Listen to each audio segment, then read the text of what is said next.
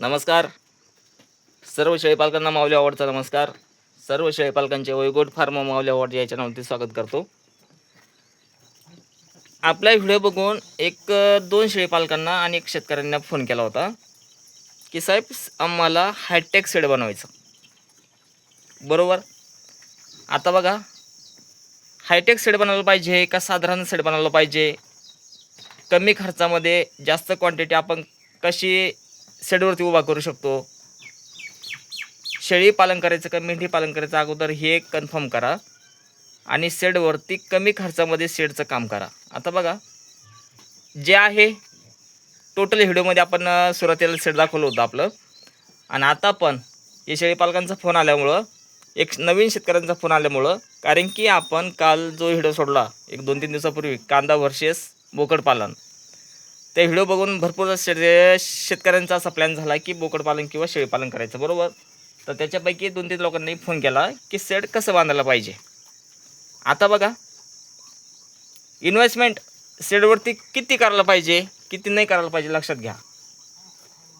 शून्यातून विश्व निर्माण कसं करायचं, पिल्लं तुमच्या शेडवरती झाले, तुमची खरेदी विक्री चालू झाल्यानंतर तुम्ही हळूहळू शेड डेव्हलपमेंट करा, हळूहळू डेव्हलप करा. स्टार्टिंगला इन्व्हेस्टमेंट 4 लाख 5 लाख 10 लाख शेडवरती इन्व्हेस्टमेंट करू नका, कारण की आपली सुरुवात आहे.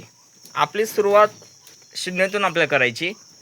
जर आपला इन्कम चालू झाला, आपली शेळी पालनामध्ये फुल प्रॅक्टिस झाली, आजाराच्या बाबतीत बी प्रॅक्टिस झाली, आजार औषध उपचारामध्ये आपण ट्रेन झालो, मॉर्टिलिटी समजा हळूहळू आपल्या शेडवरती कमी व्हायला लागली, तर आपण काय करायचं, मार्केटला माल ज्यावेळेस सेल करणार आहे तर हळूहळू डेव्हलप करा. तर मी काय केलं ते सांगतो, कसं करायचं काय करायचं समजून घ्या. आता मी फिरस्तीमध्ये काम करतो, शेळीपालन. आपल्याकडे एकही गुंठा जमीन नाही, म्हणून आपण फिरस्तीमध्ये काम करतो, लक्षात घ्या. आता आपण काय केलं, सेकंड सिमेंटचा पत्रा खरेदी केला होता त्या पिरियडला. हे बघा, आता सिमेंटचे पत्रे टोटल वरती.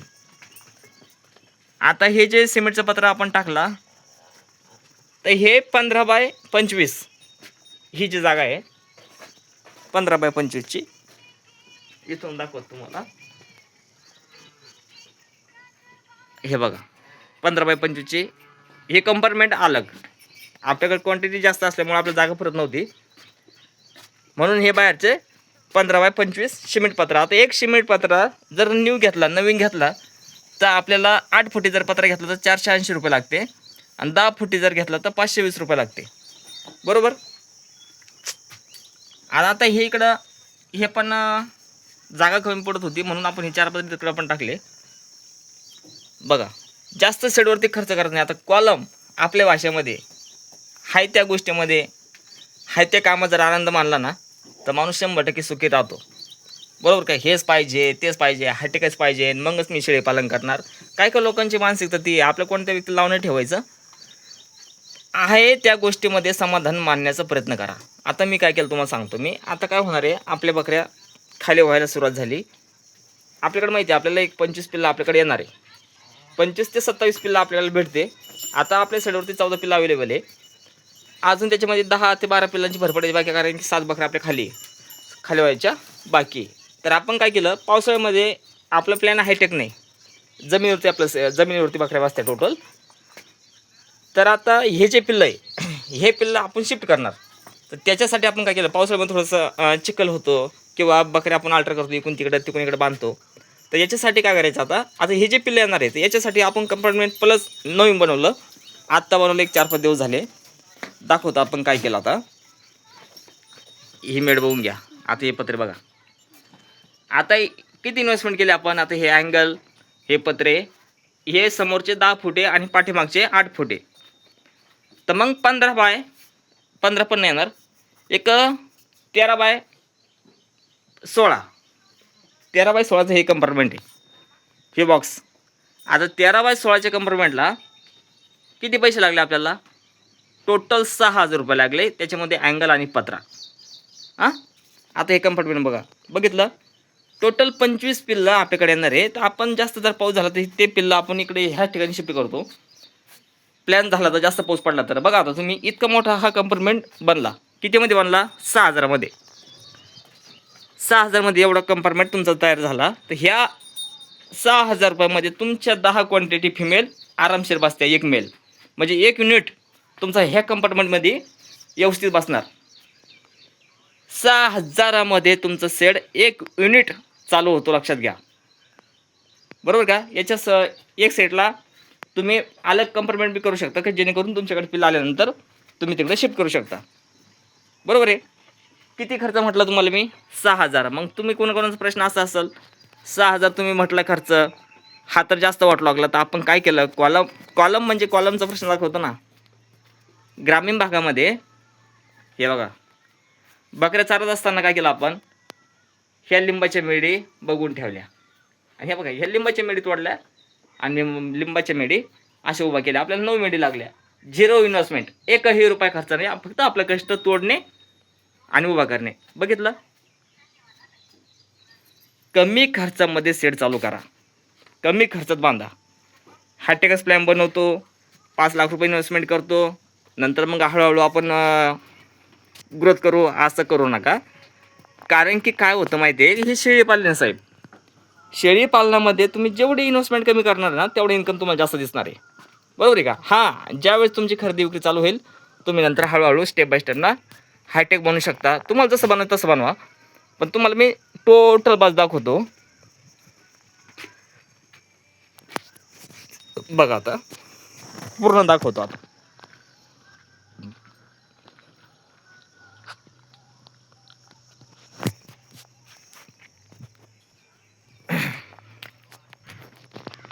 इकडं कंपार्टमेंट आपल्या इथे तुम्हाला आतल्या साईडनं मी दाखवलं अगोदर. तिकडं आपण नंतर पावसाळ्यामध्ये पिल्लं शिफ्ट करणार आहे. बघितला. आता समजा 17 आणि 17, 17 2 34, 34 आणि 3 37, 40 फूट. 40 फूटच्या जास्त येईल, पण राऊंड फिगर 40 फूट पकडा. 15 बाय 40 हे समोरची बाजू. आणि हे कंपार्टमेंट इथून हे अलग आहे. तुम्हाला बाहेरून दाखवतो, मग तुमचं लक्षात येईल. बघा, टोटल तुम्हाला एकही मेट सिमेंटचे दिसणार नाही. कारण की शून्यातून निर्माण करायचा जर प्लॅन झाला, हळूहळू डेव्हलपमेंट करायला पाहिजे. टोटल इन्व्हेस्टमेंट आधी शेडवर करायची, नंतर आपल्या शेडवरती जो खर्च तुम्हाला करायचा ना शेडवरती, तो ब्रीडवरती खर्च करा, पिल्लांवरती खर्च करा, खुराकावरती खर्च करा. विनाकारण खर्च नका करा. जेणेकरून आपण जरा खुराकावरती खर्च केला तर आपल्याला 2 पैसे मार्केटला भेटणार आहे, पिल्लं आपले स्ट्रॉंग होणार आहे. हां, कशासाठी हायटेक प्लॅन कशासाठी पाहिजे, रेग्युलर प्लॅन कशासाठी पाहिजे, हे करा तुम्ही. हळूहळू करा, काय प्रॉब्लेम नाही. अगोदरच 3-4 लाख रुपये इन्व्हेस्टमेंट करायची शेडवरती, नंतर आपल्याकडलं संगोपन होतं की नाही होत, आपल्याकडनं ते स्ट्रगल होतं का नाही होत. कारण की शेळी पालनामध्ये 50% दुखी, 50% सुखी, हे पहिल्यापासून मी सांगत आलो. का सांगतो या गोष्टी तळतळे ना, की 25 आपल्याकडे समजा फिमेल स्टॉक 25 आहे, मदर स्टॉक. बरोबर आहे. करा ना, काय अडचण आहे. 25 बाय 40चं करा. किती इन्व्हेस्टमेंट होणार आहे? 20,000, जास्तीत जास्त 20,000 रुपये होणार आहे. बरोबर. मग ते पिल्लं आपल्याकडे आल्यानंतर ते पिल्लं विकून हळूहळू तुम्ही डेव्हलपमेंट करा, काही अडचण नाही. पण सुरुवातीला 2.5-3 लाख रुपये, 4 लाख रुपये शेडवर खर्च करायचा.